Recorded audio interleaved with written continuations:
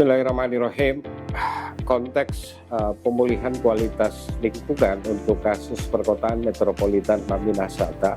Sebelum lebih jauh saya menjelaskan, perlu dicermati bahwa metropolitan Maminasata itu terdiri atas beberapa kota penunjang dan Makassar sebagai primary city. Kota penunjang yang saya maksudkan yaitu kota Sungguh Minasa, kota Maros, dan kota Patalasang yang ada di Kabupaten Goa. Bagaimana melihat dinamika perkembangan yang terjadi saat ini untuk kasus perkotaan metropolitan Maminasata? Berulang kali saya sudah menegaskan bahwa ketika Makassar berkembang, maka cenderung akan memberikan efek terhadap kota-kota penunjang di sekitarnya. Nah, yang kita bisa amati pertama adalah tentu berbicara tentang perubahan pemampatan ruang perkotaan itu sendiri. Yang kita amati selama ini bahwa setiap proses perubahan pemampatan ruang maka ada kontribusi, ada dampak yang ditimbulkan. Berbagai teori sudah menegaskan bahwa tidak hanya berdampak pada sistem transportasi, tapi juga mengurangi produktivitas lahan pertanian produktif. Indikasi ini bisa kita cermati atau bisa kita amati dengan banyaknya berkembang daerah-daerah permukiman baru di daerah pinggiran, dan kecenderungannya kemudian berkembang ke arah permukiman skala besar. Nah, biasanya kota-kota seperti ini punya kecenderungan untuk melakukan reklamasi lahan. Begitu juga pada kasus atau konteks metropolitan Maminasata.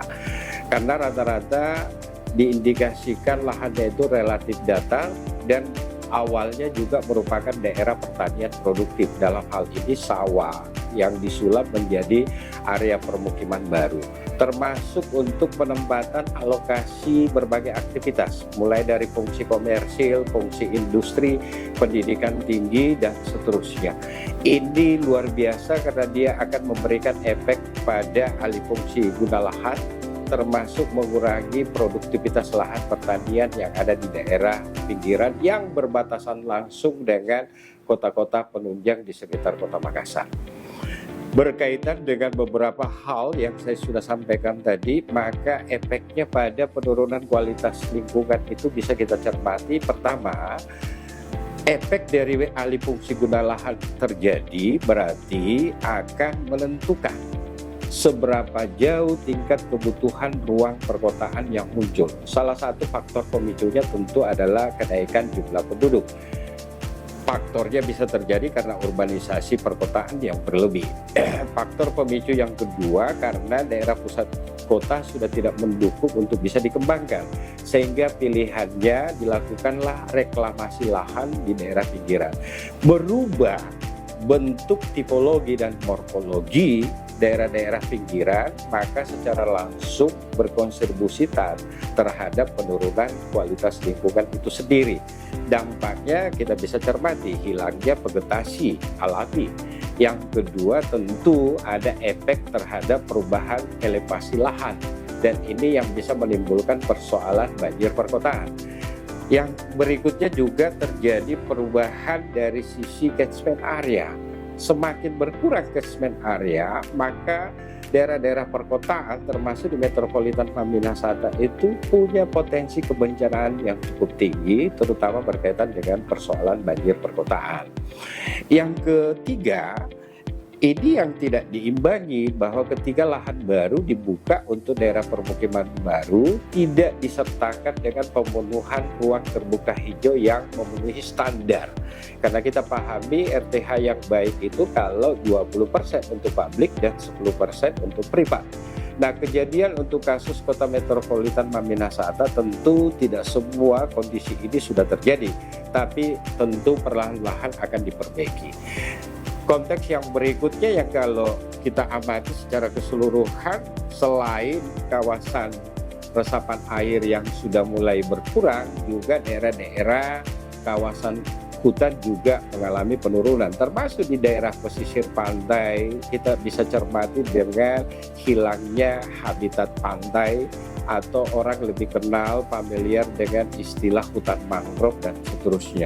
Dan ini membutuhkan investasi yang besar ketika kita akan melakukan pemulihan. Konteks yang ketiga, perkotaan metropolitan Minahasa ini, kalau saya ingin menegaskan bahwa pertama, untuk kasus Kota Makassar itu dilintasi oleh dua sungai besar. Yang pertama adalah Sungai Jeneberang dan yang kedua adalah Sungai Tallo. Nah, dua-duanya juga ini sudah mengalami penurunan kualitas air, sehingga perlu membatasi terhadap daerah-daerah pemampatan sempadan sungai. Yang berikutnya, efek dari reklamasi tanpa disadari dengan tidak dilakukan upaya konservasi, maka habitat hutan mangrove juga sudah mulai terganggu.